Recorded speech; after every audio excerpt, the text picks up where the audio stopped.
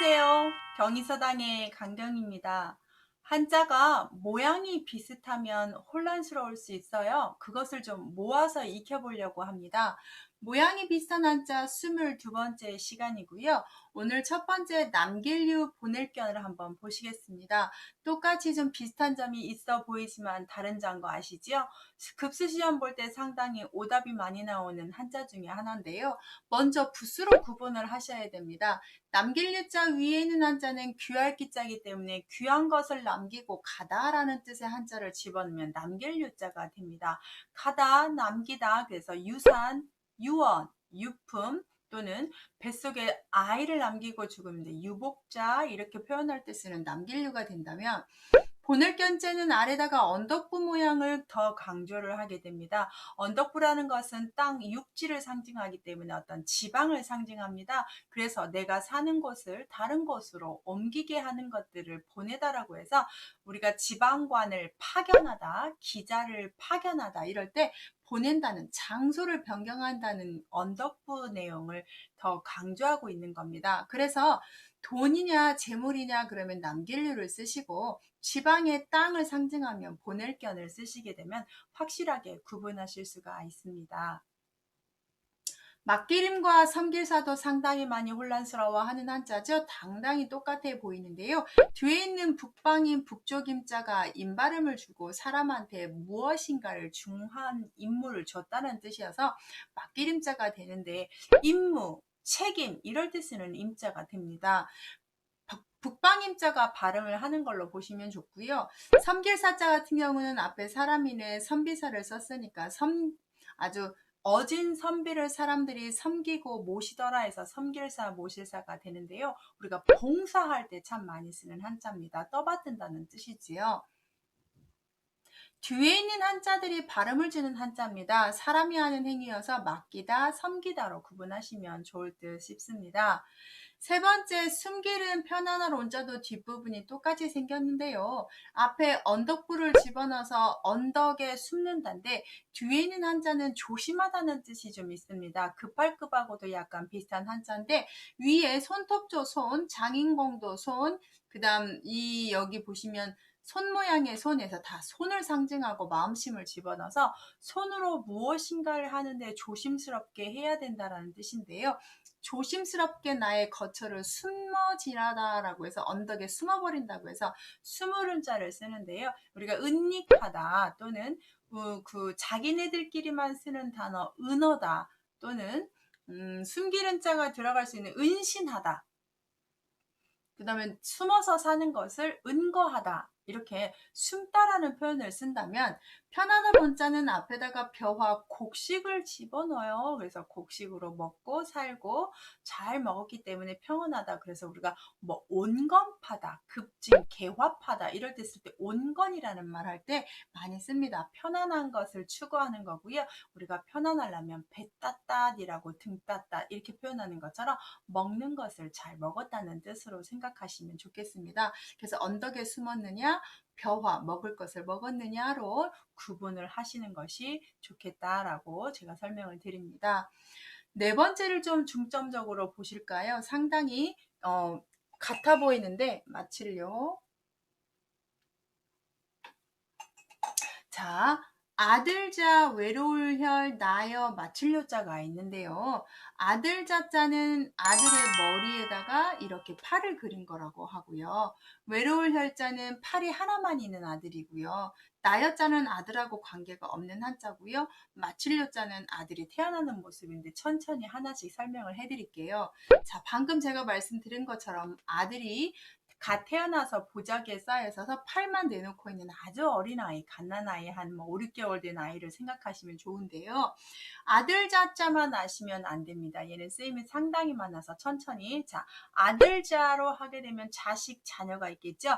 두 번째, 쥐자라고 쓸 때가 있습니다. 자축, 인묘, 진사, 오면 띠 할 때는 쥐자로 읽으셔야 되고 세 번째 자자로 쓸 때는 열매자가 돼서 우리가 종자할 때 열매자로 한번 쓰게 되고요.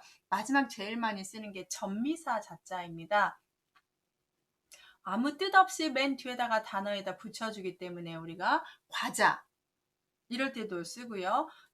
뭐 이렇게 뭔가에 뭐뭐 자라고 모자 이럴 때도 쓰겠네요. 마지막 이 자자가 쓸 수 있는 단어가 선생님을 높일 때 쓰는 말입니다. 군자들을 높일 때 쓰는 말이어서 공자, 맹자 이럴 때도 쓰는 거죠.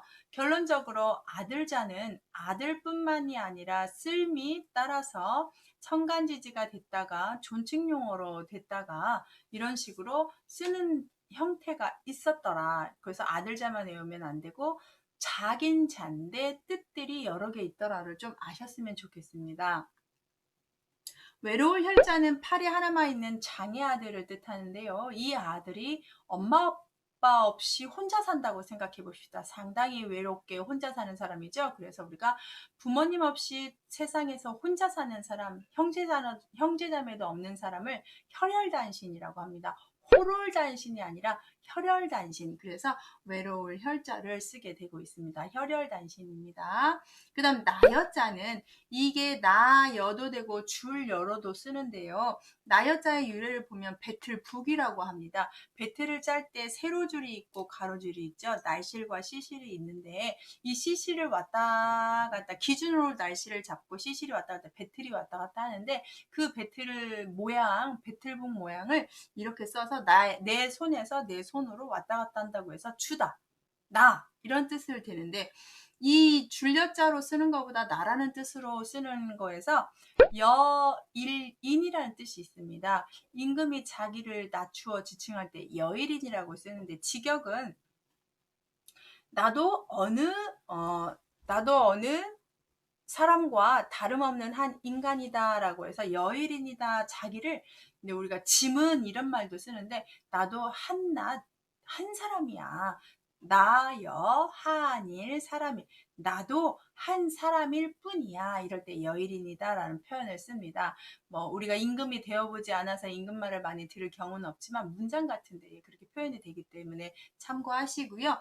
나여자는 줄여도 되고 나라는 뜻이 있다는 거, 배틀북에서 왔다는 거, 아들자하고는 좀 관계가 없다는 거, 모양이 좀 비슷하다는 것까지 정리를 하시고요. 마칠요자는 아들이 태어나는 모습이니까 팔이 빠집니다. 태어날 때부터 만세하고 태어나는 아들은 상당히 난산이 되겠죠. 그래서 차렷했기 때문에 팔이 없고요. 엄마 뱃속에서 나오려면 10달을 다 맞춰야 되기 때문에 마치다라는 한자를 쓰게 되겠습니다. 그래서 수료하다, 종료하다, 이렇게 마칠다 할 때 쓰는 한자가 됩니다. 아들의 팔이 없어진 것 뿐입니다. 그래서 아들자의 모양이 이렇게 비슷한 자가 있는데요.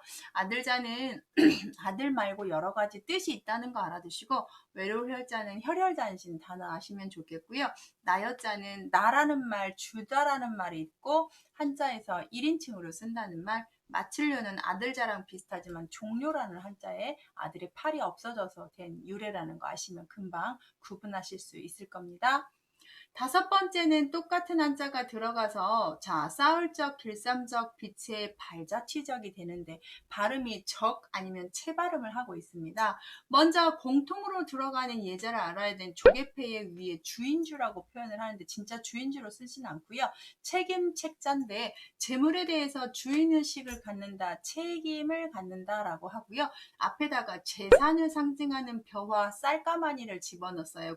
곡식. 그래서 곡식이 쌓여있다, 많이 모아놨다라고 해서 쌓을 적자인데 우리가 돈 같은 거 모아놔서 적금이라든지 선을 쌓는다고 하면 적선을 한다든지 쌓을 적자는 곡식을 쌓아놓은 재물이 될 만한 걸 쌓아놨다고 한다면 길쌈적자는 앞에 실사를 집어넣어서 어떤 말을 하느냐 옷감을 만든다는 뜻입니다. 옷감을 하루아침에 만들 수가 없지요. 그래서 옷감을 만들었다는 것, 완성했다는 건 큰 일을 해냈다는 거여서 성적할 때 많이 쓰는 한자입니다. 이 길쌈적가는 완성한 공로를 쓸 때 많이 쓰는데요. 방금 말한 성적이라든지 실적이라든지 업적이라든지 공적이라든지 이렇게 뭔가 이루었을 때만 쓰는 단어가 되겠습니다.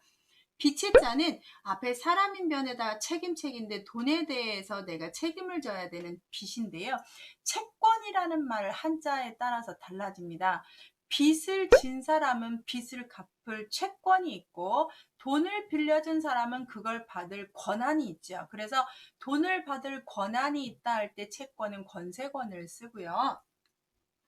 빚을 빌려간 사람은 채무자이기 때문에 그때는 채권, 그럼 문서권자를 생각하시면 좋겠습니다. 그래서 그 문서의 채권 또는 받을 권한의 채권 이렇게 있다는 거, 빚의 자, 채무자 이럴 때도 쓰겠죠. 자, 발자취적은 발족에서 정확하게 하는데 우리가 옛날 선현들이 남긴 자취들을 유적이라고 할 때 많이 쓰고요. 그 다음 우리가 신기한 자취를 남겼으면 기적이라고 합니다. 그럴 때도 이 적자를 쓰고 있습니다. 쌓을 적자, 길쌈 적자, 빚의 자, 자취 적자는 뒤에 있는 책임책자의 발음을 활용하고 옆에 투가 되는 부스들이 뜻을 도와주고 있으니 유념해서 잘 보시면 좋겠습니다. 맨 뒤에다가 한번 정리를 해 놓을 테니 잠깐 제 영상을 보고 얼마나 많이 이해하고 아셨는지 테스트 한번 해보시고 영상을 끄셨으면 좋겠습니다. 반복하시면 한자 실력이 많이 느실 겁니다. 유용하신가요? 구독 버튼 누르시면 이런 영상 받아보실 수 있습니다. 시청해 주셔서 감사합니다.